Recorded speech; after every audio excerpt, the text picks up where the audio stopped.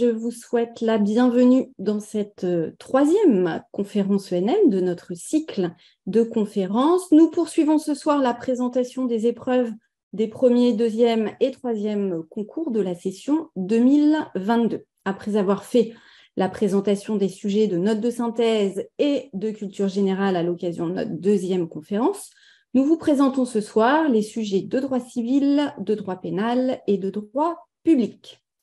Pour mener à bien cette présentation, j'ai le plaisir d'accueillir Dorothée Goetz, pénaliste de notre équipe enseignante.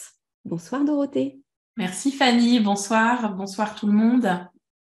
Mathieu Tori, directeur du CFJ et publiciste de son état, qui va nous rejoindre dans quelques minutes, prendra en charge la présentation du sujet de droit public et les sujets de droit civil seront présentés par votre humble serviteur ce soir.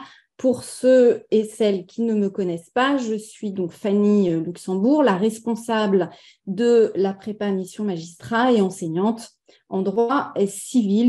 Découvrons sans plus attendre les sujets de droit civil qui ont été donnés à la session 2022. Vous allez voir le sujet de dissertation qui a été donc donné à la session 2022 au premier concours, parce que je vous rappelle la règle suivante, les candidats au premier concours ne savent pas sur quel type de sujet ils tombent jusqu'au moment de l'épreuve. Cela peut être soit une dissertation, soit un cas pratique. Si c'est la dissertation, alors il y a un cas pratique en droit pénal et vice-versa. Les candidats au deuxième et troisième concours, eux, n'ont pas de dissertation, ils n'ont que des cas pratiques, un cas pratique en civil, un cas pratique en pénal. Donc, nous corrigeons d'abord ce sujet 2022 de droit civil tombé pour les candidats du premier concours. Nous le lisons ensemble. Il s'agit du sujet suivant, les tiers et le contrat. Sujet de dissertation, donc, ce qui signifie qu'il y aura un cas pratique en droit pénal. Sujet de dissertation, on observe que c'est le cas depuis la réforme de 2020. Vous savez que le programme du concours a été modifié en 2020 à partir de la session de 2020.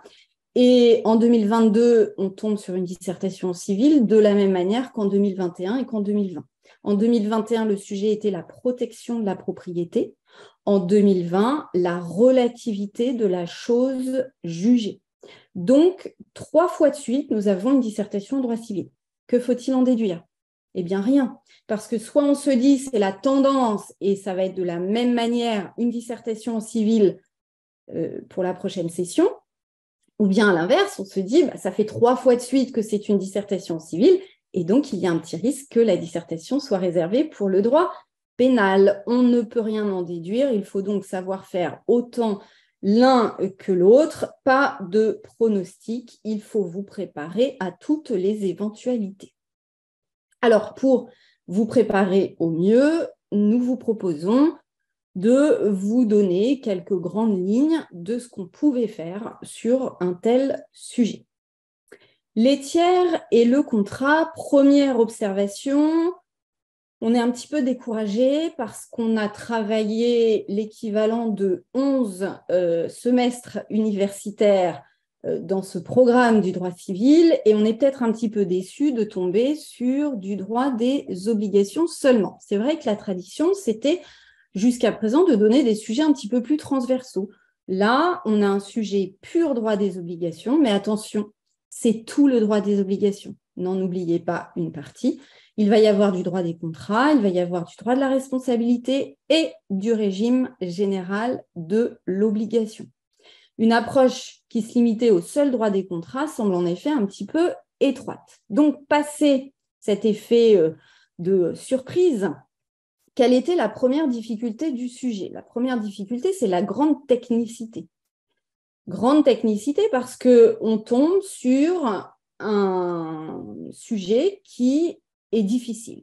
Difficile parce que d'abord, il englobe le régime général de l'obligation, qui est une matière en tant que telle difficile. Vous ne me contesterez pas, j'en suis certaine, sur cette affirmation. Et deuxièmement, parce qu'on tombe sur un petit morceau du programme. Donc, au brouillon, la première chose à faire, c'est bien de noter tout ce qui vous passe par la tête sans réfléchir pour ne pas s'enfermer dans une vision du sujet. Donc, vous notez tout ce qui vous passe par la tête, quitte à supprimer des choses par la suite. Deuxième observation, on se rassure également par cet intitulé, les tiers, et le contrat. Pourquoi ? Parce que c'est un sujet typique qu'on a rencontré maintes et maintes fois. En effet, il est construit sous une forme qu'on connaît bien. C'est la forme A et B, c'est-à-dire qu'on a deux morceaux du sujet séparés par la conjonction de coordination « et ». Donc, la deuxième chose à faire, c'est, au brouillon toujours, définir les mots du sujet. On les prend dans l'ordre. Les tiers, ce sont les personnes qui n'ont pas conclu le contrat, par opposition à contractant, à partie. Ça ne pose de difficulté à personne. On observe quand même que le terme est au pluriel. L'opposition saute alors aux yeux. Pourquoi ? Parce que l'autre mot, c'est contrat. Et donc, le contrat, c'est l'acte juridique par lequel plusieurs parties échangent leur consentement en vue de créer des obligations. Le terme est au singulier. On voit tout à fait cette opposition donc, entre ceux qui n'ont pas conclu le contrat et la définition du contrat. Il nous reste le petit « et » à définir. Le petit « et », vous savez que c'est traditionnellement une addition, ça peut être une opposition, et c'est ici, bien sûr, le lien, le rapport entre les deux termes du sujet. Alors, quel est le rapport entre les tiers d'un côté et le contrat de l'autre ? Immédiatement, on pense à un rapport d'exclusion, de répulsion. Il n'y a pas de lien entre les tiers et le contrat. Pourquoi ? Parce que le contrat repose sur le consentement des parties. D'ailleurs, chacun connaît bien, s'il a bien révisé son programme, le principe de l'effet relatif des contrats, et on se souvient de la célèbre formule de Rémy Cabriat qui parlait du contrat comme un continent superbement isolé. Mais alors, est-ce que c'est aussi simple qu'il y paraît ? Non, parce que la troisième chose à faire, c'est de réfléchir. Une fois qu'on a un peu décortiqué le sujet, on va réfléchir au sujet. Ne pas se contenter de compiler ses idées. Essayer à tout prix de raisonner. Ne pas se contenter de réciter, mais toujours être dans la démonstration. C'est bien ça qui est attendu. Alors, pour vous y aider, posez-vous des questions. Pourquoi nous a-t-on donné ce sujet à traiter ?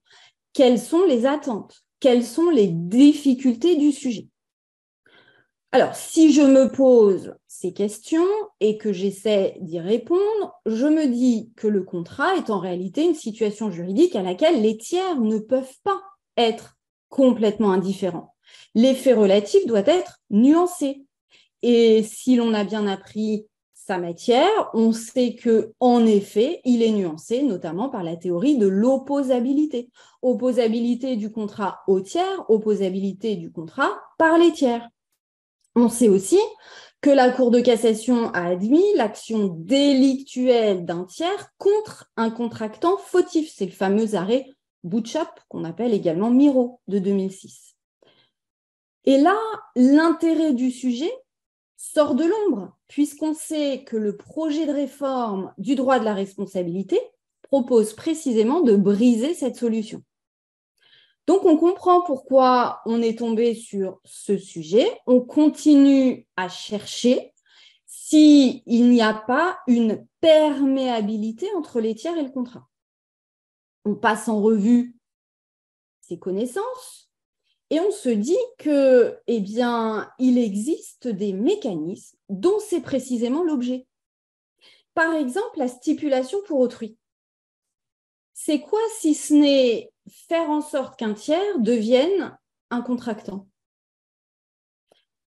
On sait que l'action oblique, l'action polienne et plus généralement toutes les actions directes d'une personne contre un contractant sont des exemples de cette perméabilité entre les tiers et le contrat. Pourquoi ? Parce qu'on va permettre à quelqu'un, un tiers, d'agir contre un contractant qui n'est pas son contractant à lui. Dans toutes les chaînes de contrat, c'est ce qu'on a admis. Alors, après, je ne rentre pas évidemment dans les détails, mais je vous montre comment il était possible de raisonner et de rassembler des connaissances intéressantes sur un tel sujet. Si on a bien travaillé, on a aussi appris son régime général de l'obligation. Alors certes, c'est une matière compliquée, très technique, mais on peut aller chercher de ce côté-là, par exemple, vers la cession de contrat. On sait qu'on peut céder un contrat. Quand un contractant cède sa place, sa qualité de contractant à quelqu'un qui est tiers, eh bien, on est encore dans le sujet. Alors, une fois qu'on a cerné cet enjeu du sujet, avec cette idée qu'on a bien compris qu'en principe, c'était un rapport de répulsion entre les tiers et le contrat, mais qu'il y avait tout un tas de nuances et de limites, on arrive à la quatrième chose à faire, c'est-à-dire commencer à chercher son plan, à construire un plan. Et là, on se heurte quand même à une difficulté. Et là, je reconnais que pour ce sujet, ce n'était pas simple à aborder. Pourquoi ? Parce que la solution de facilité ne fonctionnait pas de manière satisfaisante. La solution de facilité, c'était de dire, bon, on va faire dans une première partie l'absence de lien, donc le principe de l'effet relatif, et dans une deuxième partie, les limites. C'est un plan type, principe, limite. Mais ce plan est très déséquilibré, je pense qu'on aurait pu vous le reprocher. Finalement, le grand 1, c'est le principe de l'effet relatif. Ce principe, il peut être remonté en introduction. Et une fois qu'on a évacué le principe en introduction, eh bien, on peut essayer de réfléchir aux exceptions, essayer de les classer, de les catégoriser. Et à bien y réfléchir, il y en a, et ça tombe bien, deux grandes catégories. Il y a d'abord l'intégration des tiers au contrat par des mécanismes dont c'est précisément l'objet. On a voulu intégrer des tiers dans un contrat. C'est la stipulation pour autrui, c'est la cession du contrat. Et puis, il y a d'autres situations dans lesquelles cette immixtion du tiers ne sera pas voulue. Ce n'est pas une intégration voulue par des mécanismes dont c'est l'objet. Ce sont des tiers qui vont, et c'est le terrain principal de la responsabilité, s'immiscer dans le contrat là où il n'y était pas invité. Et donc, on a nos deux grands piliers qui sortent à la lumière. On n'a plus qu'à réfléchir aux sous-parties. Je vais vous faire dérouler ce corrigé qui, ici vous le voyez, reprend ces deux grandes idées qu'on a développées. Première partie, l'intégration des tiers au contrat. Donc là, c'est d'abord tous les mécanismes qui le veulent. Il y a eu un consentement. C'est l'effet de la volonté des parties si on a intégré les tiers au contrat.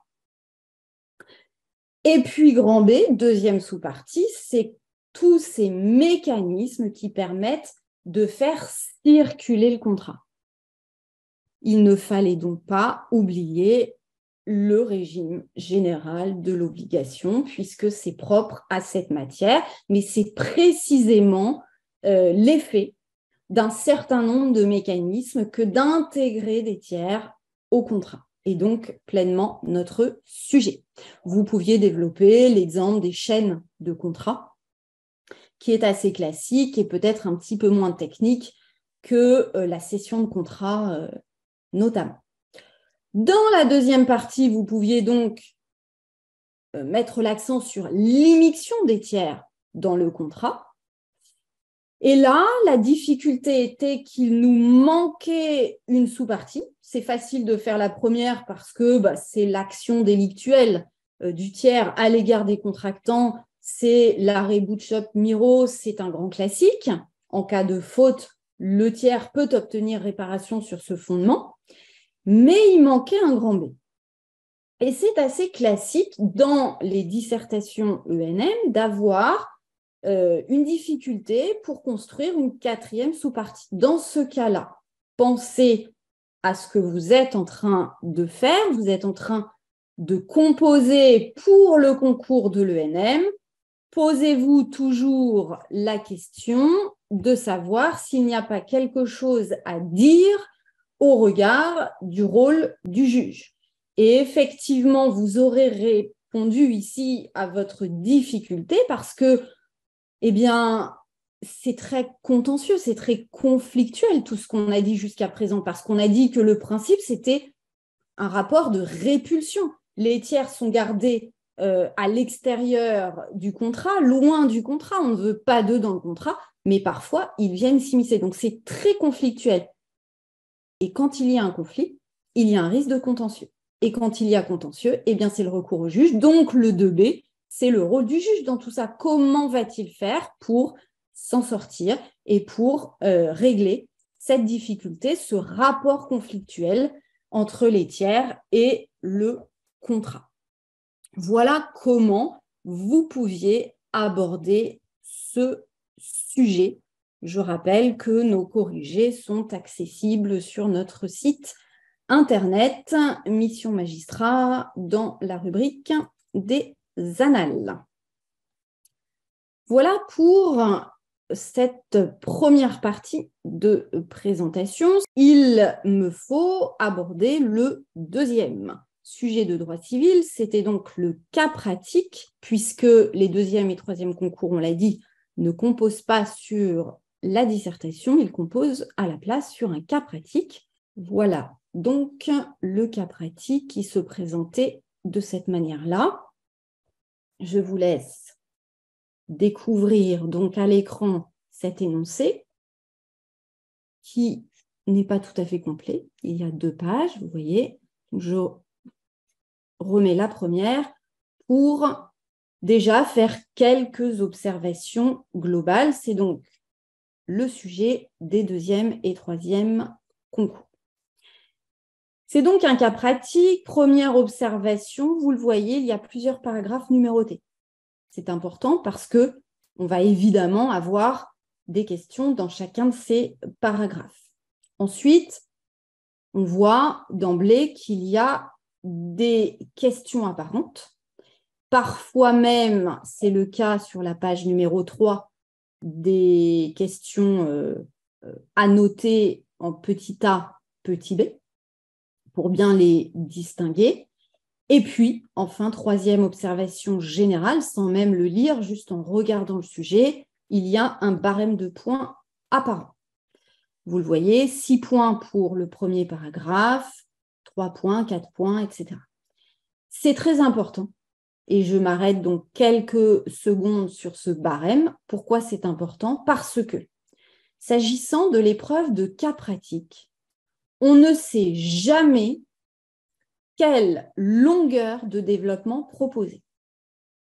Parce qu'il faut respecter évidemment le challenge qui consiste à finir sa copie, tout en détaillant le plus possible d'éléments appropriés. Évidemment, on ne va pas parler de questions totalement à côté de la plaque. Mais il y a beaucoup de choses qu'on peut dire et on ne sait jamais quand s'arrêter, si on fait trop long, si on fait trop court. C'est un petit peu le problème du cas pratique. Avec ce barème apparent, cette difficulté saute. Elle tombe, pourquoi? Parce que vous avez un élément à prendre en compte, c'est que vos développements doivent être strictement proportionnels au barème. Donc, la question à 3 points fait approximativement la moitié en développement par rapport à la question à 6 points. Donc, la première chose à faire, c'est évidemment de lire une première fois sans prendre de notes l'intégralité du sujet et en mettant un petit coup de stabilo-boss sur le barème pour être sûr de donner des développements dont la longueur sera appropriée.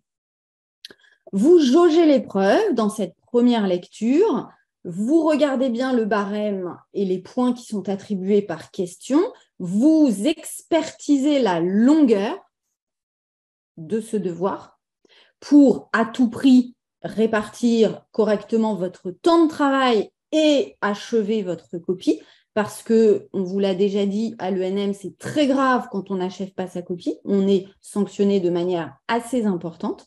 Et puis, on relève immédiatement les thématiques De quoi me parle-t-on? Est-ce qu'on me parle de contrat? Est-ce qu'on me parle de famille? Est-ce qu'on me parle de sûreté?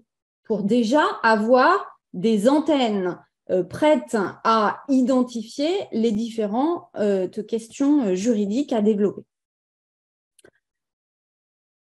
Ça, c'est la première chose à faire.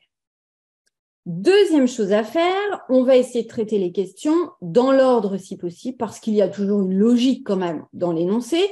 Malgré tout, vous avez le droit, si vous séchez sur un point, de sauter ce point et de passer au point d'après naturellement. Commencez quand même par essayer de traiter les choses dans l'ordre. Donc, on prend le premier paragraphe, le petit 1, on le relit une deuxième fois dans une lecture plus approfondie pour faire ressortir les éléments importants. Alors, je ne vais pas tout lire avec vous, mais ici, on a Monsieur et Madame Roland mariés.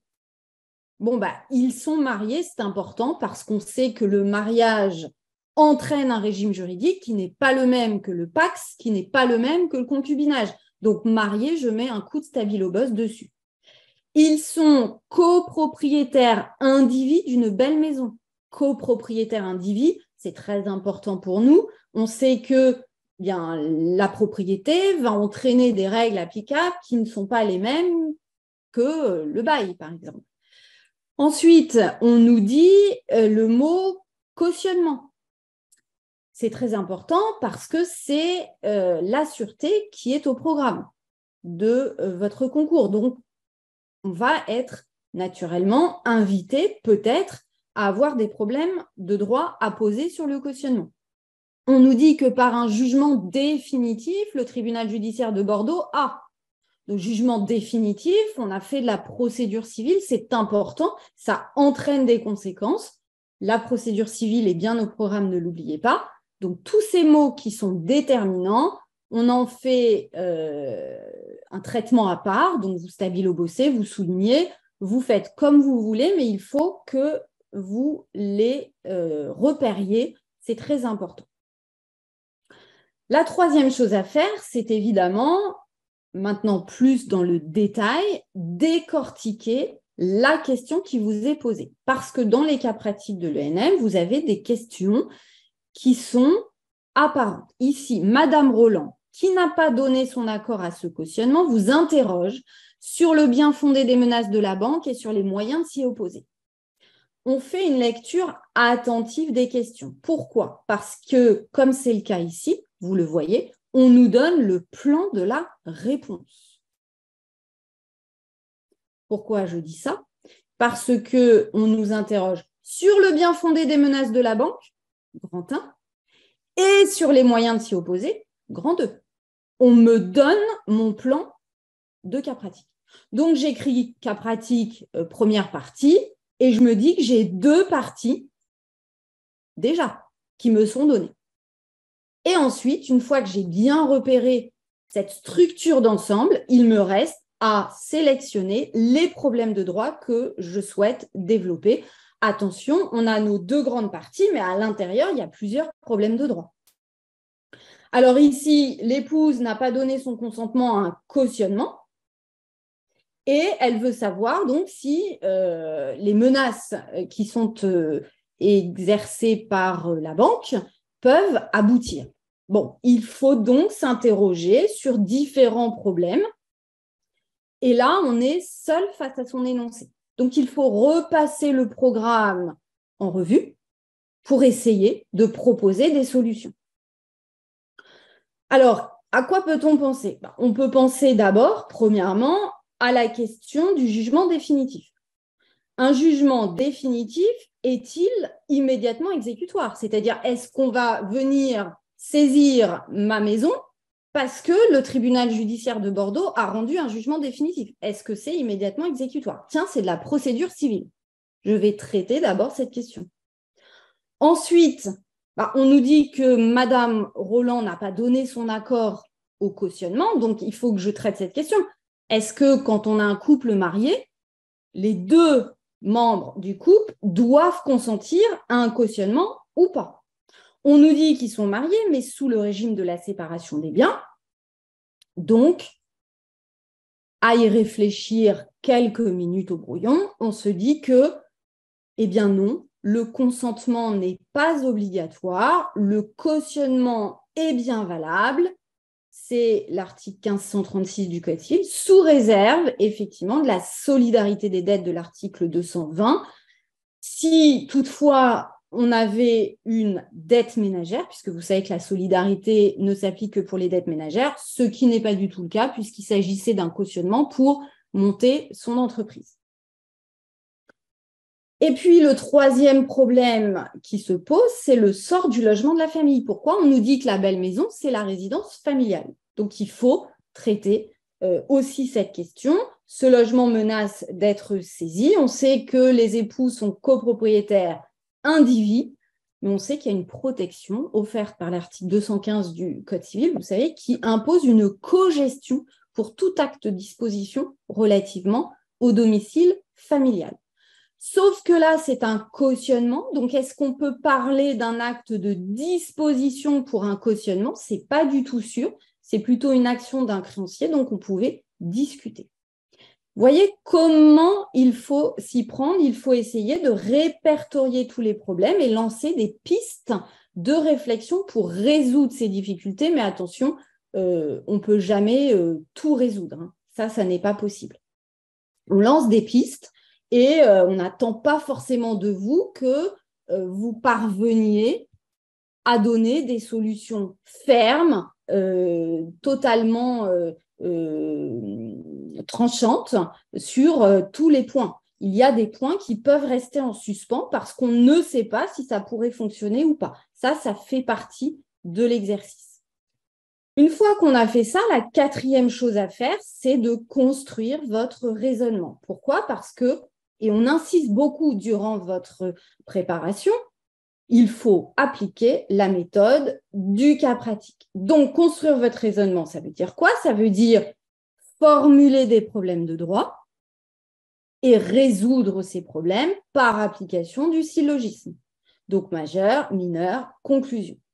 D'accord? Donc, cette forme, elle doit se retrouver à chaque question que vous abordez. Et pour toutes les questions, on fait exactement de la même manière. Alors, je ne vais pas vous développer toutes les questions parce que ce serait bien trop long. En revanche, je vous propose de vous mettre à l'écran le corrigé qu'on a proposé par écrit. Vous allez voir ça ici. Donc, vous le voyez, dans la première question, on a bien une première partie sur le bien fondé des menaces de la banque, une deuxième partie sur les moyens d'opposition, c'est-à-dire qu'on nous a consulté sur les moyens de s'opposer de la banque. On lance des pistes, ce sont des pistes, on vous demande de mobiliser vos connaissances à l'appui de cette question pour essayer de lancer des pistes de réflexion, mais on ne sait pas si telle piste ou telle piste pourrait concrètement aboutir. Là, c'est vraiment des pistes de réflexion qu'on vous demandait. Dans la deuxième partie, il s'agissait là de droit de la famille, plutôt, puisqu'on a un couple de concubins qui finit évidemment par rompre. C'est donc la rupture d'un couple de concubins que vous deviez mettre en avant dans un premier temps. Vous le savez, la question de droit, c'était celle de savoir s'il y a l'équivalent de la contribution aux charges du ménage, comme on connaît dans le mariage ou dans le Pacs. C'est la question archi-classique du concubinage, la réponse étant négative. Le couple de concubins rompt, c'est dommage, parce qu'il n'y a pas d'action de l'un à l'égard de l'autre pour être remboursé de tout ce qu'on a payé. Donc, si un seul a payé, c'est tant pis pour lui ou pour elle. Et puis, il y avait une deuxième question relative à l'obligation alimentaire. L'obligation alimentaire, vous le savez, ce sont les articles 205 et 207.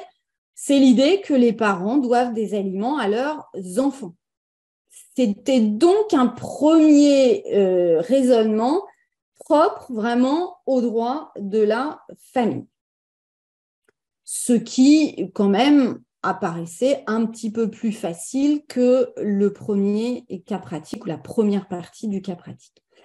Et ensuite, on avait une troisième partie relative principalement au droit des contrats. On retrouvait notre droit des contrats puisqu'il s'agissait de la conclusion d'une promesse de vente. Alors, conclusion d'une promesse de vente, mais attention, une promesse qui n'était pas unilatérale, mais une promesse synallagmatique. Alors, c'est un petit peu plus original parce que classiquement, on vous interroge sur la promesse unilatérale. Ici, c'est la promesse synallagmatique. On ne se démontait pas pour autant parce que les questions étaient relativement faciles à débusquer. Pourquoi ? Parce qu'on a une conclusion donc d'une promesse synallagmatique. Vous savez que la promesse synallagmatique de vente vaut vente. On a donc un contrat de vente. Cette vente porte sur un terrain qui n'est pas constructible au moment de la signature de la promesse. Le prix est versé, 45 000 €. Et puis, évidemment, il est prévu que les parties réitèrent leur consentement. Donc, on retourne chez le notaire pour l'acte définitif. Et entre-temps, que se passe-t-il ? Le terrain devient constructible et bien sûr, le prix, la valeur de ce terrain est carrément multiplié par 100 puisqu'on nous dit qu'il passe à plusieurs millions d'euros, donc de 45 000 à 4 millions d'euros pour être très précise. Alors évidemment, le vendeur fait grise mine et on nous demande s'il peut, dans un premier temps, obtenir la nullité de la vente. Question archi classique du droit des contrats. Oui, il peut, en tous les cas, tenter de mobiliser des arguments. Évidemment, d'abord les vices du consentement, puisqu'on se dit qu'ici, du terrain inconstructible au terrain constructible, il s'est passé peut-être quelque chose. Il y a donc probablement eu une erreur sur la constructibilité, peut-être même aller jusqu'au dol, et pourquoi pas parler de la lésion, puisque là, on a une telle différence de valeur. Nous avons les 7/12, qui est une des conditions de la lésion, donc pourquoi pas développer également cette question. Et puis, il y avait une toute dernière partie sur justement la réitération du consentement. On nous disait que l'ancien propriétaire, le vendeur, n'avait aucune envie de réitérer son consentement. Il freine des cas de fer, il ne veut pas aller signer l'acte notarié chez le notaire. Est-ce qu'il peut s'y opposer ? Alors là, c'était un point un tout petit peu plus délicat, mais c'est une question qui reste très classique quand on parle de promesse synallagmatique. En réalité, elle est un petit peu délicate, cette question, parce qu'elle n'est pas définitivement tranchée en jurisprudence. C'est pour ça que vous avez dans le corrigé un rappel des deux solutions qui coexistent. En réalité, ça dépend de l'appréciation qui est faite de la réitération du consentement. Je m'explique. Soit on considère que les parties en ont fait une véritable condition et à ce moment-là, eh bien, la vente n'est pas encore formée, puisqu'elle sera formée au moment où les parties iront réitérer leur consentement. Soit au contraire, on considère que la vente a été formée au moment de la promesse et que la réitération n'est qu'une formalité. Et donc, selon qu'on retient la première appréciation ou la deuxième, eh bien, le vendeur sera, oui ou non, tenu de signer l'acte notarié, donc chez le notaire. Mais il fallait rappeler tout simplement la coexistence de ces deux possibilités en disant que la Cour de cassation opère une appréciation au cas par cas. Et je vous le disais tout à l'heure, c'est vraiment un classique de la promesse synallagmatique de vente. C'est quasiment ici une question de cours. Une fois qu'on avait dit tout cela, eh bien, on avait brassé, me semble-t-il, un bon nombre de questions qui étaient attendues dans le barème de correction. Au final, et ce sera le mot de conclusion, il fallait quand même prendre la mesure de la longueur de cet exercice. Faire cet exercice dans le temps imparti, me semble quand même relever d'un sacré défi. Donc, ne perdez pas de temps durant l'épreuve parce que on n'a vraiment pas beaucoup de temps pour arriver au bout de toutes les questions qui peuvent être développées. Voilà, j'en ai terminé avec la présentation de ces deux sujets de droit civil.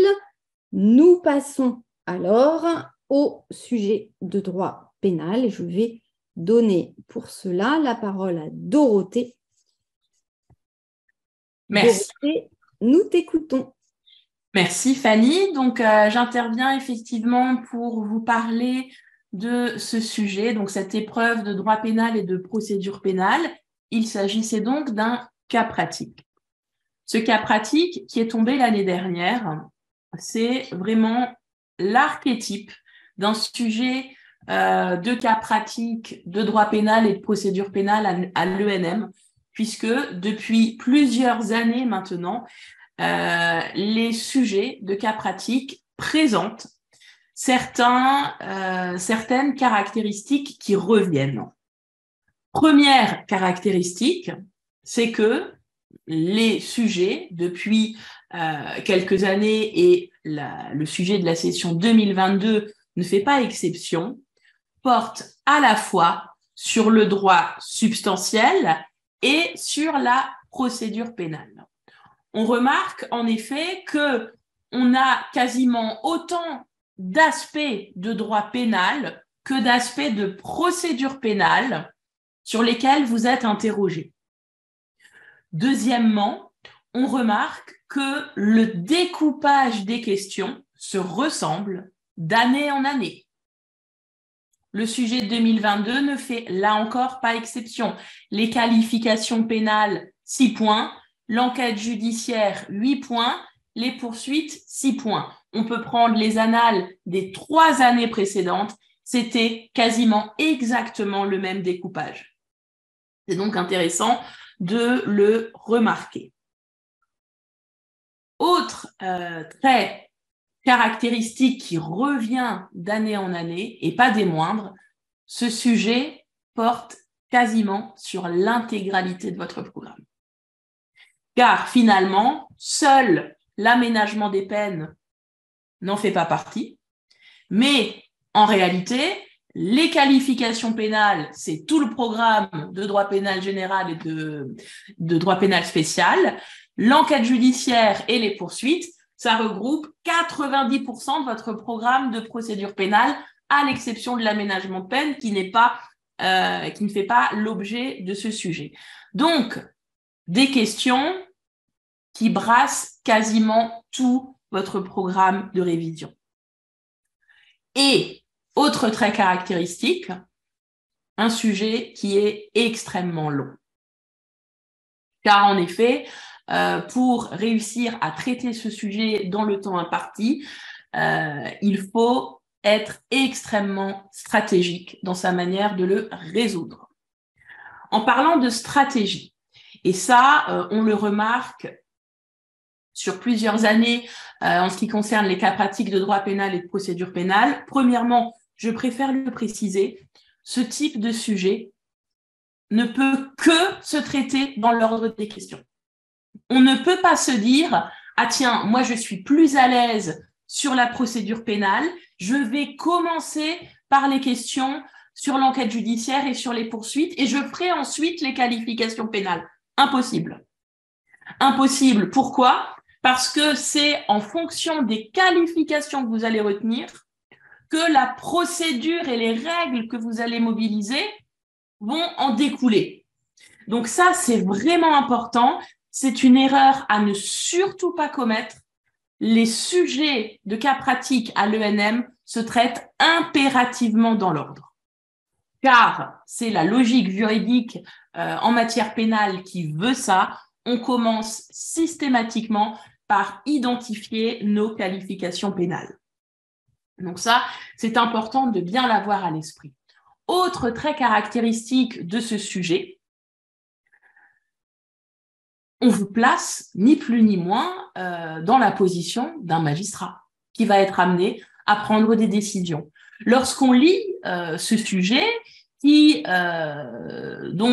rappelez-vous, concerne des jeunes femmes qui se présentent au commissariat à Bordeaux et qui indiquent avoir été importunées par une personne lorsqu'elle faisait du roller. Elles indiquent que cet homme était muni d'un téléphone portable fixé sur une perche et qu'il cherchait à filmer sous leur jupe. Elles donnent une description sommaire de cet individu et ensuite des interpellations ont lieu.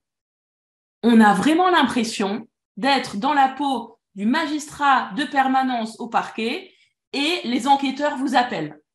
Ils vous appellent et ils ont besoin de réponses. Quelle qualification pénale on retient? Au niveau de l'enquête, quelles règles va-t-on mobiliser? Quel est le cadre d'enquête?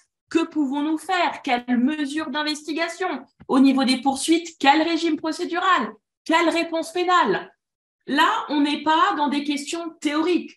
On est vraiment dans des questions pratiques et lorsque vous serez magistrat et lorsque vous ferez votre première permanence dans un TTR, dans un parquet, c'est exactement ces questions-là qui vous seront posées.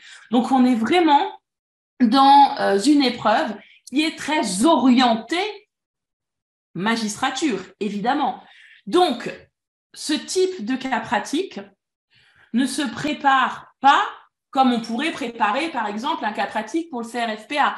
On est vraiment ici dans une optique particulière. Et on remarque que, finalement, ces cas pratiques de droit pénal et de procédure pénale qui tombent à l'ENM sont toujours construits selon une logique presque filmique, finalement. Ça commence toujours par la même chose. Des faits qui sont commis, une enquête qui est diligentée, une instruction qui est éventuellement ouverte, une action publique, une action civile qui est déclenchée, des poursuites qui sont enclenchées, un jugement qui a lieu et éventuellement, mais vous en étiez dispensé en 2022, une question sur l'aménagement de peine. Ces étapes-là, pour l'ENM, elles se déroulent systématiquement dans cet ordre-là et très clairement, l'objectif, c'est de vous évaluer sur l'intégralité des étapes de la procédure pénale, tant dans le volet droit pénal que dans le volet procédure pénale. Donc, effectivement, des attentes qui sont bien particulières. Pour réussir ce type de cas pratique, la difficulté, elle ne porte pas tant sur le fond. Parce que en toute sincérité, ce cas pratique sur le fond ne présente pas de difficultés techniques particulières. On est dans des grands classiques du droit pénal et de la procédure pénale, avec un petit élément d'actualité sur le voyeurisme, mais mis à part ça, on est vraiment dans des grands classiques. La détermination du cadre de l'enquête, archi classique. Tous les cas pratiques que nous vous proposons au CFJ abordent cette question. C'est un incontournable de la procédure pénale. La question de la tentative, parce qu'il est ici question d'une tentative de viol, pareil, un grand classique sur lequel vous allez vous entraîner à de très nombreuses reprises. Donc, on est vraiment dans des classiques. Et pour anticiper ce type de sujet, pour lesquels la difficulté n'est pas le fond, mais bien une véritable course contre la montre pour réussir à traiter ce sujet dans le temps imparti, il n'y a pas de secret. Il faut que vous vous prépariez en faisant des fiches stratégiques sur la construction de vos réponses. Car en procédure pénale, vos raisonnements, et c'est vraiment sur ça que vous êtes évidemment sur le fond, mais vous êtes également évalué avec sévérité sur la construction de vos réponses. Sur ces sujets classiques, notamment la détermination du cadre de l'enquête, vous devez connaître par cœur les étapes du raisonnement. Comment je fais pour déterminer une enquête? Je commence par identifier les qualifications. Ce sera systématiquement l'étape 1 des sujets de droit pénal et de procédure pénale pour l'ENM. Ensuite, je détermine le domaine de la flagrance. Je mobilise les articles 53 et 67 du Code de procédure pénale. Ensuite, je me pose la question des conditions de la flagrance, article 67. Ensuite, conditions de la durée de cette enquête. Et enfin, je me pose la question des moyens d'investigation dont disposent les enquêteurs. C'est toujours dans cet ordre-là que ça se construit. Même raisonnement, même manière de se préparer lorsqu'on a une question qui porte sur la tentative. Tout de suite, on sait, parce qu'on a travaillé à l'aide de fiches et qu'on connaît les étapes d'un raisonnement, première question, première étape, je démontre que mon infraction n'est pas consommée, absence de résultat. Ensuite, suis-je dans le domaine d'une tentative punissable, article 121.4. Ensuite, les conditions de la tentative punissable sont-elles réunies, article 121.5. Ça, si on le connaît à l'avance, si on s'est préparé stratégiquement, si on a, durant l'année, fait des fiches, si on a appris l'ordre de ces questions, eh bien, finalement, on arrive à répondre aux questions qui vous sont posées dans le temps imparti. En revanche, s'il faut réfléchir à la construction de vos syllogismes, chercher les articles dans le code, là, ça me semble très compliqué de répondre à ce sujet dans le délai. Parce que, et je remarque que Fanny a pointé la même difficulté en matière civile, on a des sujets qui sont vraiment très longs. Des sujets qui sont très longs avec des exigences de correction qui sont très sévères.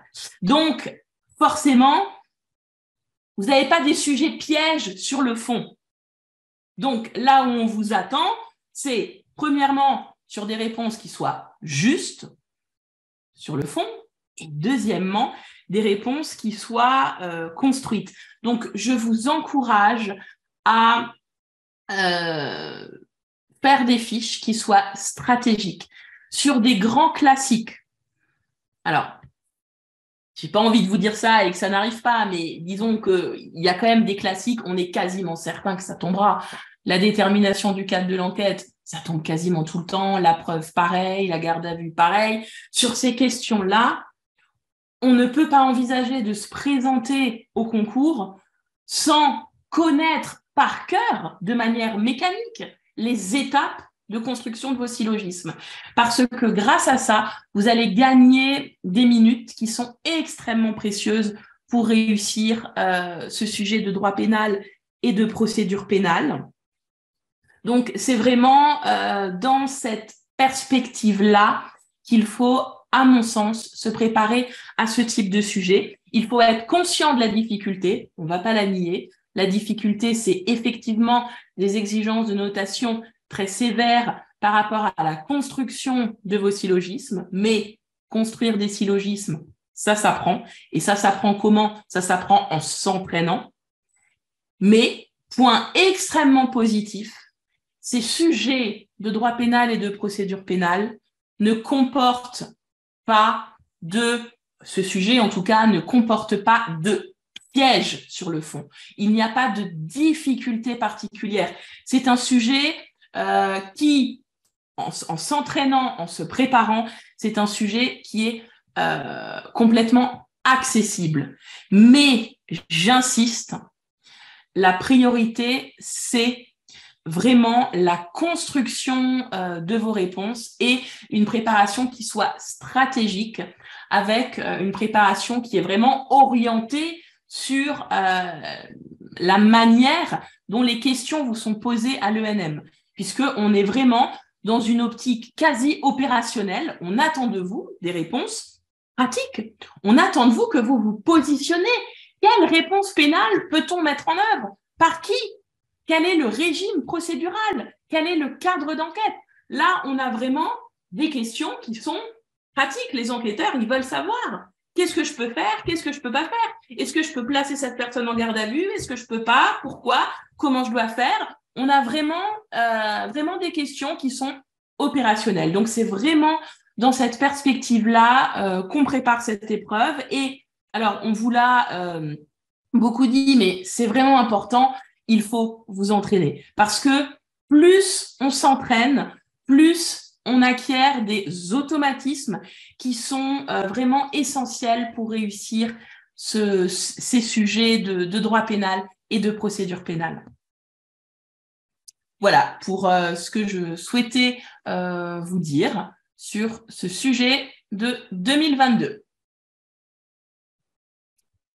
Merci Dorothée. Simplement donc je partage peut-être pour compléter tout cela 1 minute mon écran avec le corrigé qui est disponible intégralement rédigé toujours sur notre site internet.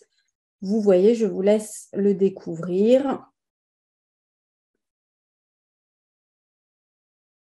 avec quand même, comme le disait Dorothée, un certain nombre de points attendus, donc une épreuve très longue. Il faut avoir de bons automatismes, s'être beaucoup entraîné, avoir des éléments prêts à être mobilisés, finalement, pour avoir le moins de choses à chercher dans ces codes, parce que vous savez que les recherches dans les codes, c'est vraiment du temps qui est perdu à tous les coups. Évidemment, ça peut être intéressant de faire des recherches dans vos codes, bien sûr, mais c'est beaucoup de temps de faire des recherches dans les codes. Donc, faites attention à le faire quand c'est vraiment indispensable. Donc, essayez d'avoir des choses un peu prêtes à l'emploi, de vous être beaucoup entraîné, d'avoir un style aussi, hein, une écriture assez rapide. Il faut vous réhabituer peut-être en fin de parcours à réécrire à la main pour essayer de ne pas vous faire avoir, puisque de nos jours, on dit que les ordinateurs sont plus rapides que nos mains, donc on tape plus rapidement, même si on trouve qu'on tape toujours doucement, lentement, on tape plus vite qu'il n'y paraît, et quand il faut reprendre un stylo, parfois c'est un peu douloureux. Donc voilà le corrigé que vous pouvez consulter sur notre site. Très bien, merci beaucoup Dorothée. On passe à l'épreuve de droit public. On accueille Mathieu, que j'ai présenté en introduction.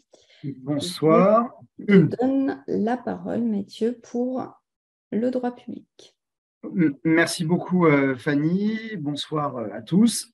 J'ai donc le plaisir de vous présenter le sujet et le corrigé de cette épreuve de QRC de droit public qui a été proposée donc, lors du dernier concours ENM. Alors, d'abord quelques petites remarques quand même sur cette épreuve de la QRC. Vous le savez, depuis la réforme du concours, on appelle ça QRC. La notion de réponse courte est quand même très relative, hein, puisque vous avez des sujets qui sont des sujets souvent assez problématisés et où il y a des développements substantiels à proposer, avec idéalement un plan apparent, 2 parties, 2 sous-parties, c'est ce qu'il y a de plus classique et donc de moins risqué, mais il n'est pas interdit d'envisager éventuellement un plan avec une structure un peu différente, pourquoi pas en 3 parties par exemple. Ce qui est certain, c'est que les concepteurs de sujets ne se sont pas moqués du monde l'année dernière lorsqu'ils ont imaginé les 2 questions qui ont été proposées aux étudiants en droit public. D'abord parce que les sujets ont des difficultés intrinsèques, je vais y revenir dans un instant, il y a beaucoup de questions de contrôle. La première question porte sur le caractère contrôlable de l'acte administratif et la deuxième porte sur le contrôle du président de la République par le Parlement. Le Parlement peut-il contrôler le président de la République ? Donc 2 questions qui présentent des difficultés intrinsèques, je vais y revenir. Et au-delà de ça, une première question sur l'acte administratif qui a dû donner des cauchemars, hein, je pense, aux candidats l'année dernière qui ont dû en rêver encore pendant quelques nuits de cette question. Alors pourquoi on va mettre un peu les pieds dans le plat, hein, Fanny, si tu m'y autorises, parce qu'on doit admettre que le lien entre le sujet proposé et le programme officiel du concours est un lien ténu. Voilà. Faible, relatif, je sais pas, voilà, je n'ose pas aller jusqu'à dire que nous avons affaire à un sujet hors programme, bien évidemment, je n'aurais pas outrecuidant dans cela, mais enfin, vous avez compris l'idée. On a enlevé le droit administratif du programme à l'occasion de la réforme pour recentrer l'épreuve de droit public sur, schématiquement, le droit constitutionnel de la Ve République, l'organisation de la justice et les libertés fondamentales. Et comme on a enlevé le droit administratif, et bien pour l'une des toutes premières fois depuis longtemps, on a mis une question de droit administratif sur 10 points. Cette question sur l'acte administratif est-il contrôlable? Donc, il y avait cette première difficulté. Alors, on pourra toujours trouver un lien avec le programme. Le droit étant une discipline quand même potentiellement vaste, le droit public étant une discipline potentiellement vaste, on pourra toujours dire que derrière le contrôle de l'acte administratif, il y a des problématiques de compétence du juge, par exemple de répartition de compétences entre les deux ordres de juridiction. On pourra toujours dire qu'il y a un lien avec la hiérarchie des normes, avec le contrôle de constitutionnalité ou de conventionnalité. Donc, il est toujours possible de trouver des liens. Mais disons-le clairement, c'est un sujet inattendu. Au-delà de cette surprise, de cet effet de surprise, il y a la difficulté intrinsèque de cette première question. L'acte administratif est-il contrôlable? Le libellé du sujet surprend par son caractère quand même volontairement très large. On parle de l'acte administratif, et c'est pour ça que j'ai commencé en disant que les QRC ne devaient pas être considérés comme de simples questions de cours. Il faut les traiter comme des dissertations. Il faut bien réfléchir au terme du sujet. Là, beaucoup d'étudiants vont foncer tête baissée en se disant l'acte administratif, c'est l'acte administratif unilatéral. Mais il n'y a pas une telle précision dans le sujet. Il faut donc en déduire que l'acte administratif, c'est possiblement aussi le contrat administratif. Ce sont tous les actes administratifs et pas seulement l'acte administratif unilatéral. Alors, quitte à ne pas consacrer beaucoup de développement à la question du contrat, en tout cas, il fallait quand même le voir et être capable, au détour d'un paragraphe, de dire que possiblement le contrat faisait partie des actes dont le contrôle pouvait être intéressant. Et puis, il y a aussi l'idée de contrôlable. Voilà. Ça peut vouloir dire beaucoup de choses. On peut se poser des questions. Alors moi, j'aime bien poser des questions très simples lorsqu'il y a un sujet pour être sûr de rien oublier. Contrôlable par qui? C'est la première question. Beaucoup d'étudiants, beaucoup de candidats ont oublié de se poser cette question en fonçant directement sur le contrôle juridictionnel. Mais le contrôle peut être exercé par d'autres autorités. Donc, il faut se poser la question, qui fait le contrôle? Est-ce que c'est l'administré, le citoyen, le juge, l'administration elle-même? Je vous rappelle qu'il existe en fait au sein de l'administration plusieurs personnes publiques, plusieurs autorités administratives qui interagissent entre elles. Et donc, on peut très bien avoir un acte d'une collectivité territoriale qui est contrôlé par le préfet, par exemple.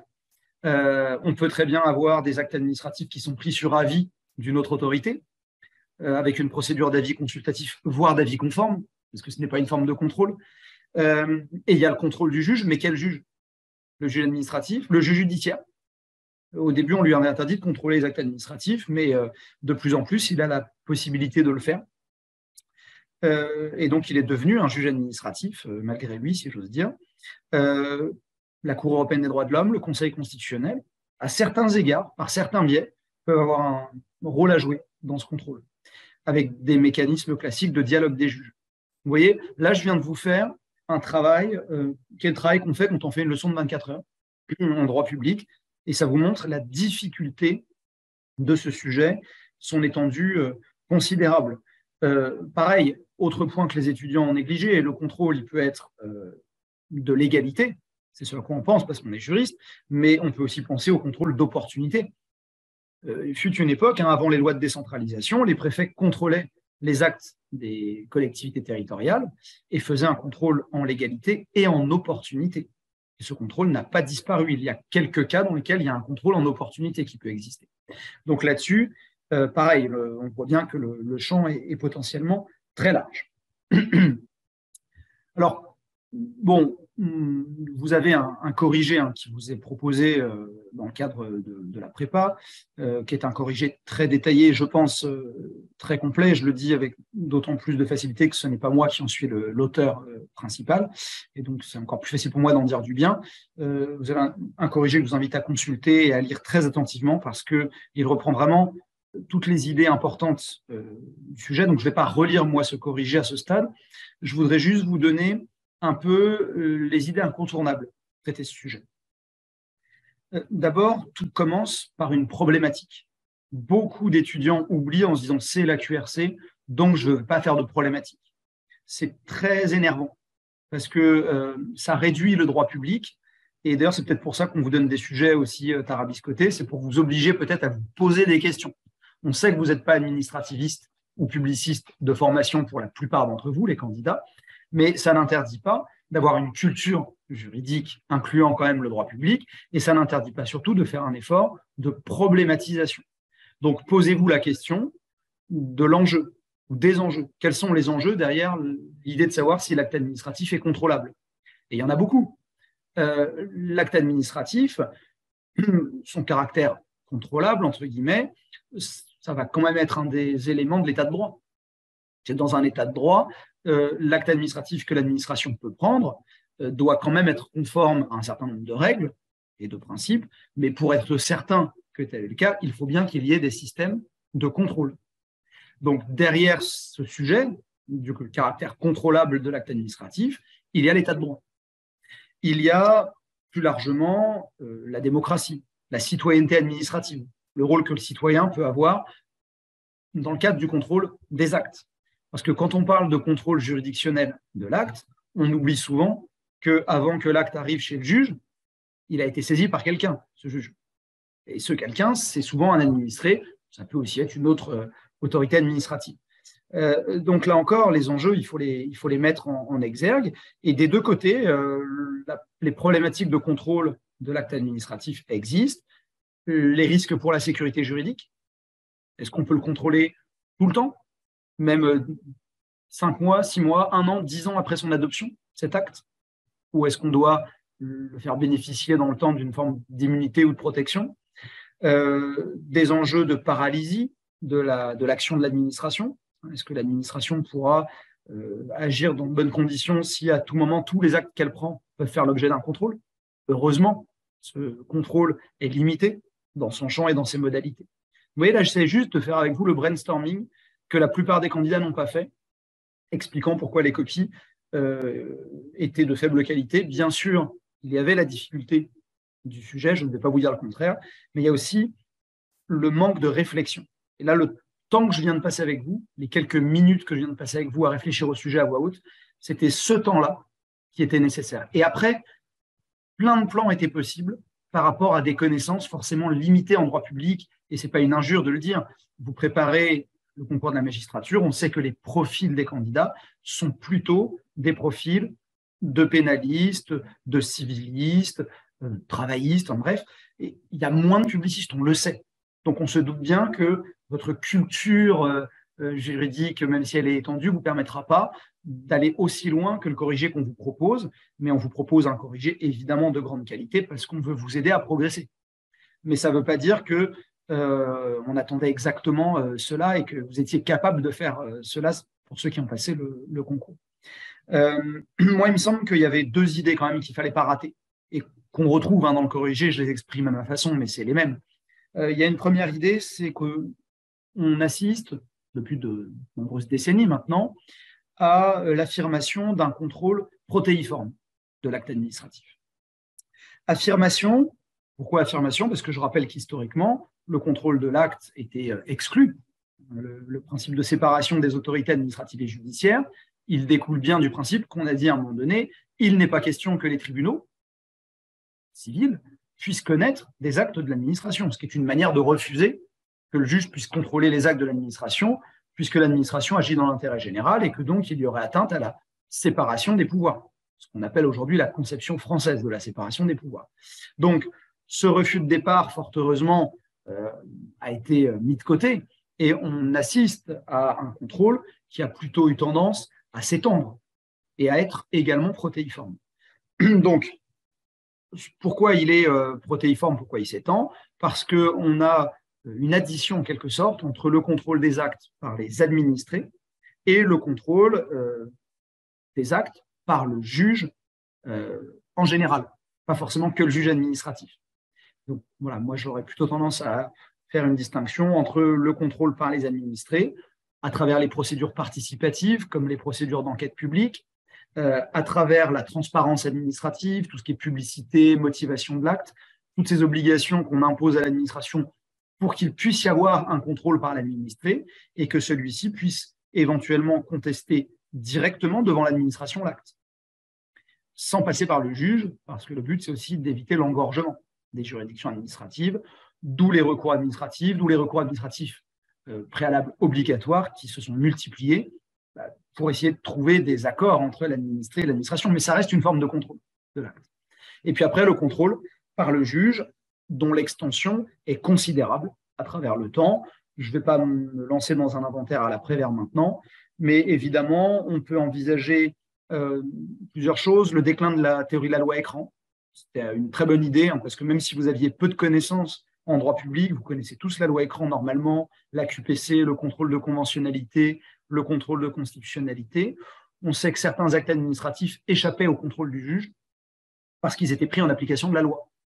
Et que, comme il n'est pas possible de contrôler pour les juridictions ordinaires la constitutionnalité de la loi, eh bien, la loi faisait obstacle au contrôle de l'acte. Et petit à petit, eh bien, cette théorie de la loi écran a pris du plomb dans l'aile, soit par des théories innovantes du juge administratif, comme la théorie de l'abrogation implicite ou de l'écran transparent, soit de par un changement de norme de référence. C'est le cas où le juge dit « Bon, ok, je ne peux pas contrôler la loi par rapport à la Constitution, mais qu'est-ce qui m'empêche d'utiliser le traité pour obtenir le même résultat ?» Et donc d'écarter possiblement un traité sur le fondement duquel l'acte a été pris et donc d'annuler l'acte en tant que tel, ou encore par changement de juge grâce à la QPC. Voilà. Dans ce cas-là, il appartient bien sûr au justiciable d'utiliser l'outil qu'est la QPC pour faire tomber l'acte administratif. Bref, vous aviez cet exemple, vous aviez également le développement des procédures permettant un contrôle plus efficace des actes, je pense aux procédures d'urgence également, qui pouvaient être mis en exergue. Donc ça, c'était la première idée, ce contrôle qui s'affirme, ce contrôle qui est protéiforme, et je dirais que la multiplicité des contrôles est un avantage encore plus grand, puisque évidemment, elle permet un contrôle par différents biais de l'acte, et donc une meilleure protection finalement de l'état de droit et des administrés. Et puis le deuxième axe, c'est l'idée de limites persistantes, et j'ai envie de dire heureusement, parce que souvent quand on dit des limites, on l'imagine de manière un peu manichéenne comme étant un frein à l'état de droit, mais heureusement qu'il y a des limites au contrôle des actes administratifs, parce que compte tenu du nombre considérable d'actes administratifs, je vous rappelle qu'une circulaire, c'est un acte administratif. Enfin, voilà, il faut en avoir conscience. Donc vous imaginez les notes de service, le nombre d'actes qui pourraient être adoptés chaque année, se compte en plusieurs dizaines de milliers. Heureusement, il y a des limites à leur contrôle. Il y a des limites à leur contrôle juridictionnel avec des conditions que vous connaissez dans les grandes lignes, même sans être spécialiste. Vous savez qu'il y a des conditions de délai. On ne peut pas contester n'importe quand l'acte. Il y a des conditions d'intérêt à agir. Il faut que l'acte fasse grief. Il y a des conditions liées à la nature de l'acte. Par exemple, certaines mesures, comme les mesures d'ordre intérieur, ne peuvent pas faire l'objet d'un contrôle. Mais à chaque fois qu'on pose une limite, eh bien, celle-ci est toujours d'interprétation stricte. C'est-à-dire que ce sont des limites, mais strictement appliquées. Vous voyez l'exemple, je parlais des actes qui ne font pas grief, on ne peut pas les attaquer. Théoriquement, ça excluait toute une série de décisions du champ du contrôle du juge. Et petit à petit, à partir du début des années 1990, il y a eu ce qu'on appelle un déclin des mesures d'ordre intérieur. Et on a eu de plus en plus d'actes qui ont relevé du contrôle du juge, notamment, par exemple, dans le milieu carcéral. Ceux qui passent le concours de la magistrature, il n'est pas anodin de le savoir. On sait que les mesures qui concernent les détenus, la plupart des mesures qui ont un impact sur les conditions de la détention, un impact significatif, rentrent désormais dans le champ de contrôle du juge. Ça, c'est un exemple que vous pouviez avoir, par exemple. Et puis, il y a la question de l'intensité du contrôle aussi. C'est une limite. Le juge ne va pas contrôler avec la même intensité tous les actes. Et c'est bien légitime. Pour certains actes, il va estimer que l'administration a une marge d'appréciation élevée. Et donc, il va se contenter d'un contrôle restreint à l'erreur manifeste d'appréciation. Dans d'autres cas, il va estimer que l'administration a une compétence liée. Donc, il va plutôt avoir tendance à faire un contrôle normal de la qualification juridique des faits, vérifier que l'administration a correctement qualifié les faits d'un point de vue juridique. Et il est même des cas dans lesquels il va basculer sur un contrôle qui confine au contrôle d'opportunité, et ainsi la boucle sera bouclée, le contrôle de proportionnalité, qui consiste à comparer une mesure à d'autres pour déterminer sa légalité. Cette mesure est légale sous réserve qu'une autre mesure n'ait pu être adoptée qui aurait eu un caractère plus efficace ou aussi efficace. On a bien sûr le contrôle des actes administratifs dans le domaine de la police administrative, qui peut être un exemple ici. Donc, cette intensité à géométrie variable montre aussi un juge qui est vraiment tiraillé entre deux impératifs: admettre le contrôle, assurer son efficacité, mais laisser l'administration travailler, et aussi éviter son propre engorgement. Il y a le risque de l'engorgement de la justice administrative également derrière ce sujet. Voilà donc pour ce qui concerne la première question sur le caractère contrôlable de l'acte administratif. La deuxième QRC, c'est toujours une question de contrôle. On bascule plus vers le droit constitutionnel. Donc là, pour le coup, on est vraiment dans le programme du concours. Le Parlement peut-il contrôler le président de la République? Pour autant, le sujet restait surprenant dans sa formulation, puisque on sait que la Ve République reste un régime parlementaire dans sa structure. Parfois, on dit semi-présidentiel ou semi-parlementaire, mais dans sa structure, il est parlementaire. Ce qui veut dire que concrètement, le Parlement a comme fonction principale de voter la loi et de contrôler le gouvernement. Et donc, mettre dans la même phrase Parlement, contrôle et président de la République, ça relève presque de l'hérésie, puisque tout l'objet de la séparation des pouvoirs, c'est de faire en sorte que le Parlement ne puisse pas s'immiscer directement dans l'action présidentielle. Et c'est pour ça que nous sommes un régime parlementaire. Mais bien sûr, et heureusement, ça n'exclut pas toute hypothèse de contrôle. Pourquoi heureusement? Ça, c'est votre intro. En fait, en constitue, c'est pas compliqué, l'intro, c'est toujours la même, quel que soit votre sujet. C'est qu'est-ce qu'on voulait faire en 58? Pourquoi rien ne s'est passé comme prévu? Et du coup, comment est-ce qu'on s'est adapté juridiquement à ça? Qu'est-ce qu'on voulait en 58? On voulait, les auteurs de la Constitution de 58 voulaient un régime parlementaire rationalisé, avec un gouvernement qui gouverne et un président arbitre. Comment ça s'est passé pour de vrai? Le régime s'est présidentialisé. C'est le président qui gouverne, sauf cas de cohabitation. Donc, comment on s'adapte? Et là encore, le mécanisme est toujours le même. Comment on s'adapte? Grand 1, en fait, on s'adapte avec ce qu'on a déjà. Et grand 2, on crée de nouvelles choses. Grand 1, on s'adapte avec ce qu'on a. Il y a des leviers de contrôle qui existent, heureusement. Le président n'a jamais été tout puissant dans un régime comme le nôtre. Donc, on a des outils de contrôle. C'est vrai que la plupart des actes pris par le président sont soumis au contre-seing du Premier ministre. Il y a l'exception des pouvoirs propres, de ce qu'on appelle les pouvoirs propres, mais en dehors de ça, la plupart des actes du président doivent être contresignés par le Premier ministre. Or, si le président n'est pas responsable devant le Parlement politiquement, le Premier ministre et le gouvernement le sont. Et donc, à travers le contrôle des actes du Premier ministre, il y a un contrôle en réalité de la politique présidentielle qui s'exerce. Donc, c'est une sorte de contrôle indirect. Si le président de la République choisit un Premier ministre pour mettre en œuvre sa politique, le désaveu de ce Premier ministre, le désaveu de ce gouvernement sera un désaveu du chef de l'État et exprimera donc une forme de pouvoir de contrôle. Si demain, Madame Borne devait subir une motion de censure et que celle-ci doivent être adoptées, puisqu'elle a eu des motions de censure, mais qu'il y ait une adoption de la motion de censure à la majorité absolue, bien sûr, on pourra y voir l'expression d'un contrôle politique du gouvernement, mais en sachant que ce gouvernement est dirigé par une personne choisie par le président élu et qui met en œuvre la politique du président élu, on ne pourra pas s'interdire d'y voir une forme de contrôle du président de la République.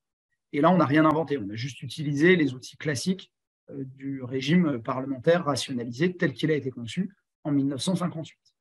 Donc, on n'est pas dépourvu de tout levier de contrôle. On peut utiliser plein d'autres techniques, la technique des questions aux membres du gouvernement. Quand on pose des questions aux membres du gouvernement, ça peut être l'occasion ou jamais de remettre en cause la politique du président de la République sur un certain nombre de questions. Voilà, donc c'est souvent ça. Grand 1, on utilise ce qu'on a. Et on a déjà pas mal de choses. Et puis grand 2, comme en France, on aime bien légiférer, y compris lorsqu'il s'agit d'une législation constitutionnelle, on crée des choses, on s'adapte. Et pour prendre la mesure de la présidentialisation du régime, il y a eu une révision constitutionnelle en 2008 qui avait comme objectif bien ambitieux de rééquilibrer les pouvoirs et de faire correspondre au président fort un Parlement fort. Donc on a imaginé un levier, vous l'avez dans le grand 2, hein, qui est le contrôle par les commissions de certaines décisions du président de la République et notamment les nominations. Vous avez une espèce de droit de veto qui est reconnu aux commissions sur certaines décisions du président de la République. Et puis, il y a une procédure un petit peu antérieure qui a été créée, qui est un outil de contrôle politique, c'est la procédure de destitution. Cette procédure de destitution, qui est très inspirée de l'impeachment qui existe aux États-Unis, consiste à destituer le président de la République qui aurait manqué à ses obligations, qui aurait commis des manquements à ses obligations, manifestement incompatibles avec la poursuite du mandat. Et dans ce cas, et à des conditions très strictes, vous les retrouverez dans le corrigé, eh bien, le Parlement réuni en haute cour a la possibilité de destituer le chef de l'État, expression ultime de son pouvoir de contrôle, qui n'est jamais intervenu jusqu'à présent. Il y a eu une procédure lancée contre François Hollande, fut une époque, mais qui n'a pas abouti. Mais bien sûr, on n'a pas connu d'hypothèse de destitution à ce stade, mais on sait que le mécanisme existe et il est finalement quand même assez novateur. Il se substitue à ce qu'on appelait avant la haute trahison, qui était un mécanisme mi-politique, mi-juridictionnel et donc pas très satisfaisant d'un point de vue constitutionnel. Donc voilà, je vous l'ai fait un petit peu rapidement, mais essayez peut-être de retenir quand même ce mécanisme qui marche très bien.